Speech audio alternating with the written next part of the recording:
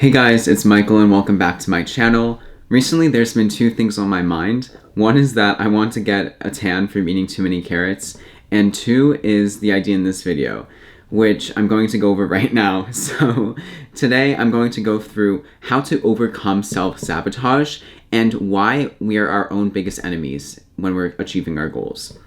So I'm sure we all relate to this situation where having a huge final coming up and we just keep pushing ourselves to study, but we just can't get ourselves to do it until it's the night before, and then we have about 12 hours before our exam is officially going to be given out, and we haven't even looked at the material that we needed to study for. So we just push ourselves to do it for the last minute, stay up all night, go right into the exam, and then somehow we pass, and then we repeat it for the next exam. Or in another case, we are trying to lose weight and then we get down to a weight that we're aiming for and do it really quicker than we expected, even though we're eating a healthy amount. And then to recuperate for that or out of fear of that, we just end up binge eating as a sort of reward. Or another situation where we're just trying to make new friends and expand our social circle. So we text one of our close friends to get dinner, but then they say no, and then we suddenly feel angry and lonely. Or in other cases, we're just trying to do something on the side outside of our academics. We try to do some sort of side hustle, but we're just too scared to make the step to actually start the side hustle. All of these relate to self-sabotage, which is one of the biggest opponents we have. There's a saying that goes, our own biggest enemy is ourselves, or you're your own biggest enemy, and it couldn't be closer to the truth. With this situation, the main issue that comes about is one simple fact. It's desire versus permission. In our minds, when we desire to do something, we get that burst of motivation to do something. We have an energy about us that allows us to go through this.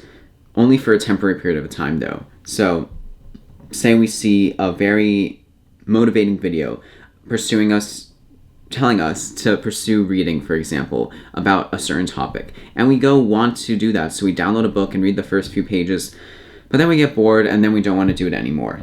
Or in terms of losing weight, we see this video about following this healthy diet. So we try it for a day, but then we just lack the motivation to keep doing it because we don't really see much for ourselves in it.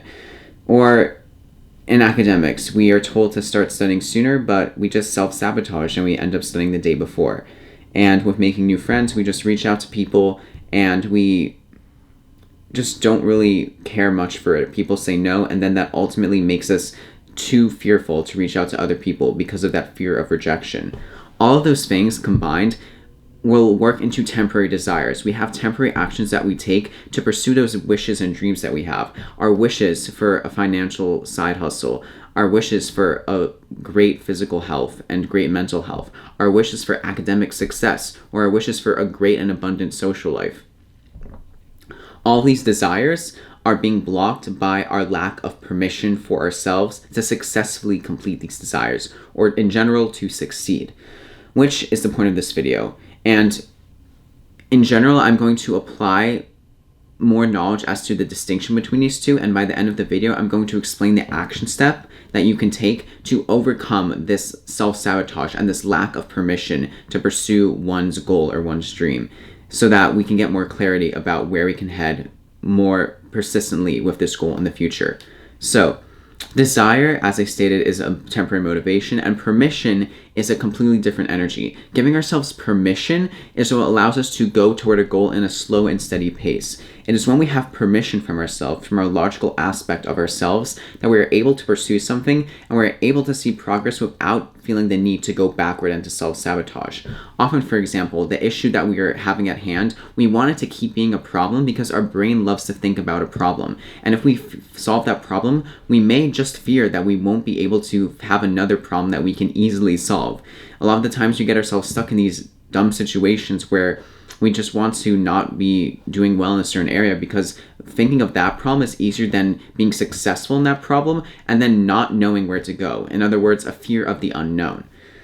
So a lot of these can combine, and a lot of these issues can be very up and down. But for example, with the idea of permission, it is a very close idea to one that is personal to us. In other words, if we have family or friends, a lot of the times we're not able to give ourselves permission because our family and friends, we fear what they will think of us. We fear how they will react. We fear what they will say about us, and we fear how our future can be impacted by those opinions. A lot of the times we don't want to make people feel upset, and we want to put others before our own desires and our own needs.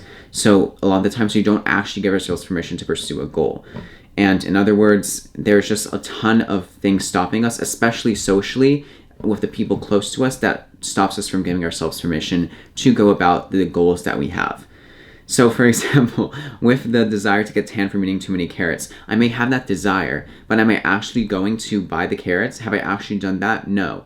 And in other words, it could be a lot of things. It could be backlash as to what I fear will end up not looking good on me. What I fear will just be a negative health benefit or a negative health effect. What I fear others will think of me for that pursuit that I have. There's so many things block me from pursuing that goal. And in other words, if it's just a desire now and I don't overcome these different thoughts that are going around in my head regarding this goal that I have, I'm never going to actually take the action steps, such as buying carrots or buying carrot juice and eating the carrots or drinking the carrot juice to actually get that goal that I want. So what is the action step that I can take to go through this desire and to give myself permission to pursue the goal that I actually want to succeed in? It's quite simple. Take out a piece of paper, set a timer for 15 minutes, and just journal about why you are not giving yourself permission to succeed in a goal. What is holding you back in one specific goal in your life? Is it your family? Is it your friends? Is it yourself? Is there some sort of subconscious belief that happened to you in the past that you're not fully addressing? Our brain has so many ways of making excuses to not pursue our long-term goals, and we are often dominated by our monkey brain that just wants to pursue short-term goals.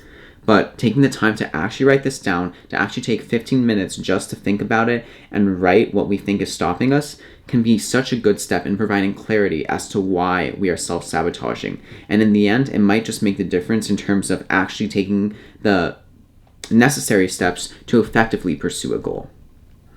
That's it for today, guys. Thank you so much for watching, and I'll see you next time.